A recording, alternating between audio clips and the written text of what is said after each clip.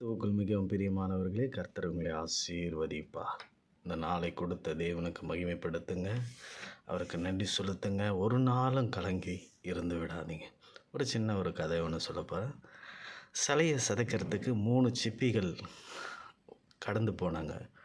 முதலாவது ஒரு சிலையை சிதைக்கும் பொழுது சிதைச்சி அதை சிலையை உருவாக்கும் முன்னே கையில் அடிபட்டு தன்னுடைய கை விரல் வலிக்க ஆரம்பித்தது.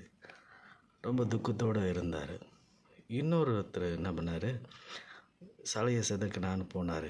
இன்னொரு என்ன பண்ணார், டவுட்டாக எப்படி செதுக்கலாம் அப்படின்ட்டு டவுட்டாக அந்த சிலையை செதுக்கினார்.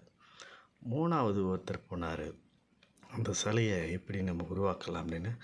சந்தோஷமாக நம்ம உருவாக்கும்போது இந்த உலகத்துக்கு ஒரு ஆச்சரியமான, நம்ம தான் கடவுளை படைத்தோன்ட்டு ஒரு சந்தோஷத்தோடு அந்த சிலையை உருவாக்குனார்.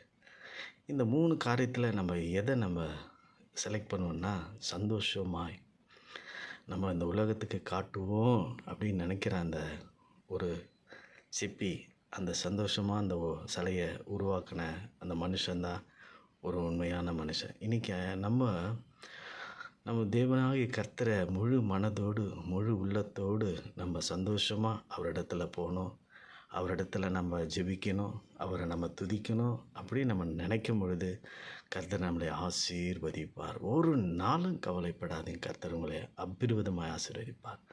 கர்த்தர் உங்களை ஆசீர்வதிப்பார். ஒன்றுக்கும் கவலைப்படாதீங்க, சந்தோஷமாக இருங்க. உங்கள் துக்கம் சந்தோஷமாய் மாறும்.